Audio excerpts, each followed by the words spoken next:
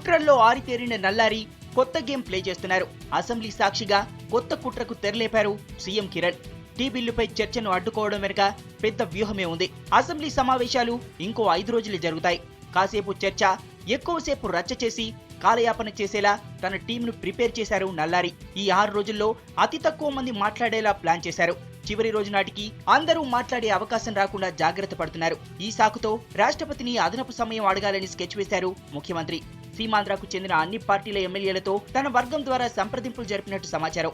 ఈ కుట్రలో భాగంగానే అసెంబ్లీలో సీమాంధ్ర ఎమ్మెల్యేలు రచ్చ చేస్తున్నారు. వినండి, మీరు వెళ్ళి కూర్చోండి. This is not the way we can waste time.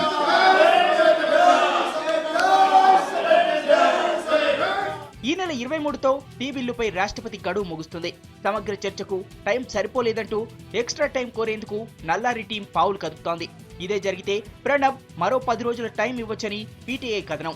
Next month first week లో పార్లమెంట్ సెషన్ స్టార్ట్ అవుతుంది. చర్చ పేరుతో బిల్లును ఇక్కడే ఆపితే విభజన గండం గట్టెక్కినట్లేనని సీఎం భావన. అయితే ఇది అంత ఈజీ కాదు. గతంలో కొత్త రాష్ట్రాల ఏర్పాటు గడువు 10 రోజులకు మించకుండానే పూర్తి చేశారు. ఇప్పుడు 40 రోజుల టైం ఇచ్చినా సీమాంధ్ర నేతలు కావాలనే చర్చను అడ్డుకున్నారు.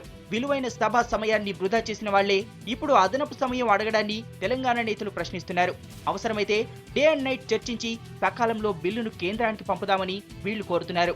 ఇక్కడ తెలంగాణ ప్రాంతానికి సంబంధించిన శాసనసభ్యులంతా కూడా ముక్త కంఠంతో ఇప్పటికే రాష్ట్రపతి గారు ఎక్కువ సమయం ఇచ్చారు, వెంటనే మరి శాసనసభ నుండి ఈ బిల్లును పార్లమెంటుకు పంపాలని కోరుతా ఉన్నారు. మరి ఏకపక్షంగా ఎట్లాంటి నిర్ణయాన్ని ముఖ్యమంత్రి గారు తీసుకున్నా దానిని స్పీకర్ గారు సమర్థించవద్దని విజ్ఞప్తి చేస్తా ఉన్నాం. తెలంగాణ బిల్లును అడ్డుకోవాలనే కుట్రతోనే మనసులో ఒకటి పెట్టుకుని బయటికి మాత్రం సమయం కావాలని ముఖ్యమంత్రి గారు ఏదైతే అడుగుతా ఉన్నారో ఇందులో అడ్డుకోవడం అనే కుట్ర ఉన్నది తప్ప ఇంకోటి కాదనే విషయాన్ని కూడా రాష్ట్రపతి గారికి చెప్తాం. ఈ 4-5 రోజుల పాటు ఇక్కడే మార్నింగ్ బ్రేక్ఫాస్ట్, లంచ్, డిన్నర్ పెట్టి అవసరమైతే 24 గంటలు శాసనసభను నడిపిన సహకరించడానికి మేము సిద్ధంగా ఉన్నాం.